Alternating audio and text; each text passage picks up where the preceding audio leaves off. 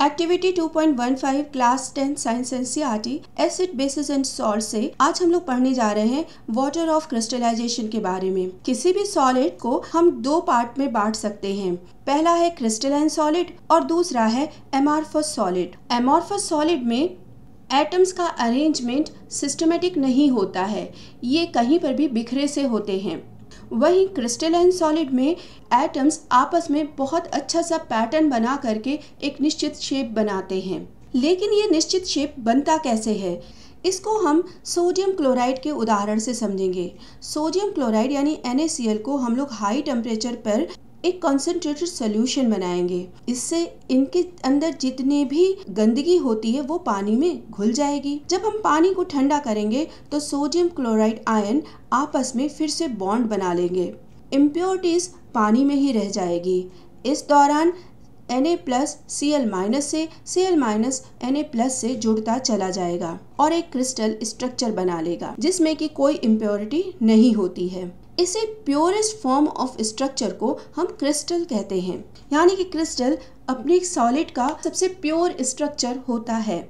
इसी तरीके से जब हम कॉपर सल्फेट का कंसंट्रेटेड सॉल्यूशन सांद्र विलयन ज़्यादा टेम्परेचर पर बनाते हैं और फिर इसे ठंडा करते हैं तो ये प्योर कॉपर सल्फेट का क्रिस्टल बना लेगा। लेकिन यहाँ पर अंतर ये है कि जब पॉजिटिव और नेगेटिव आयन कॉपर और सल्फेट के जुड़ेंगे तो इसके साथ साथ इसमें वाटर मॉलिक्यूल भी अपनी जगह बना लेते हैं। पानी के मॉलिक्यूल के कारण क्रिस्टल का एक निश्चित आकार हो जाता है। अब ध्यान देना कि यहाँ सल्फेट या कॉपर से वाटर कोई रिएक्शन नहीं कर रहा है, बल्कि उसके पास वो सिर्फ एक जगह पे एडजस्ट हो जा रहा है। इसी को वाटर ऑफ क्रिस्टलाइजेशन कहते हैं। अलग अलग तरह के सॉल्ट में वाटर ऑफ क्रिस्टलाइजेशन अलग अलग होता है। अब आपको एक मज़ेदार क्वेश्चन देती हूँ। आपको ये पता करना है कि NaCl यानी कि सोडियम क्लोराइड का वाटर ऑफ क्रिस्टलाइजेशन कितना होता है। कॉपर सल्फेट के केस में आपको 5 पानी के मॉलिक्यूल एक कॉपर सल्फेट के साथ मिलेंगे, जिसमें से 4 पानी के मॉलिक्यूल्स तो कॉपर के आसपास होंगे और वहीं एक मॉलिक्यूल सल्फेट के पास कहीं एडजस्ट हो जाता है। इस पिक्चर में आप क्लियर वाटर का अरेंजमेंट और कॉपर सल्फेट का अरेंजमेंट आपस में देख सकते हैं। इसे ही वाटर ऑफ क्रिस्टलाइजेशन कहते हैं। जिन सॉल्ट्स में वाटर ऑफ क्रिस्टलाइजेशन पाया जाता है उसे हाइड्रेटेड सॉल्ट कहते हैं।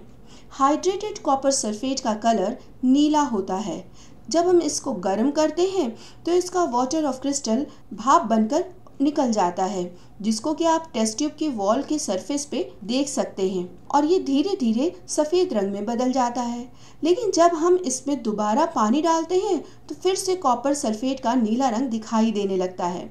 आपकी बुक में एक और उदाहरण दिया गया है और वो है plaster of Paris. Plaster of Paris calcium sulphate hemihydrate होता है, यानी कि उसमें आधा मॉलिक्यूल पानी का होता है।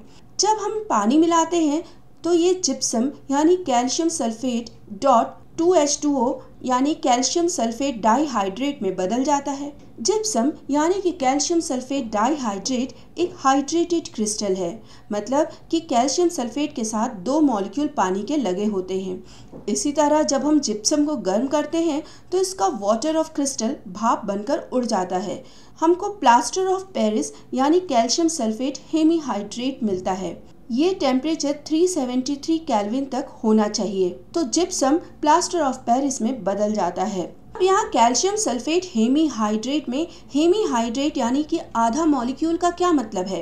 मॉलिक्यूल को तो हम आधा कर ही नहीं सकते, फिर हम यहाँ लिख क्यों रहे हैं? असल में कैल्शियम सल्फेट के 2 मॉलिक्यूल्स के साथ एक वाटर मॉलिक्यूल अरेंज होता है। तो जब हम रेशियो निकालते हैं तो हम लिखते हैं calcium sulphate half water molecule, जिसको कि बोला जाता है हेमीहाइड्रेट। तो चलो कुछ इंपॉर्टेंट क्वेश्चंस को समझते हैं और एक छोटा सा रिवीजन भी कर लेंगे।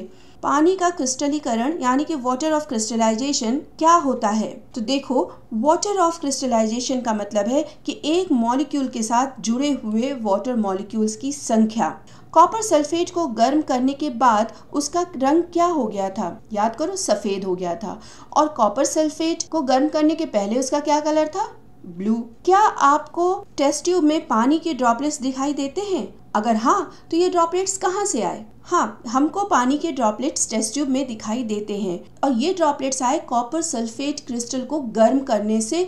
उसका वाटर ऑफ क्रिस्टलाइजेशन वेपर में बदल गया। क्या हम कॉपर सल्फेट के ब्लू कलर को फिर से पा सकते हैं? जी हाँ, पानी डालने से उसका ब्लू कलर फिर से आ जाता है। नेक्स्ट इम्पॉर्टेंट क्वेश्चन है कि प्लास्टर ऑफ पेरिस को हम लोग नमी से मुक्त किसी टाइट कंटेनर में क्यों रखते हैं?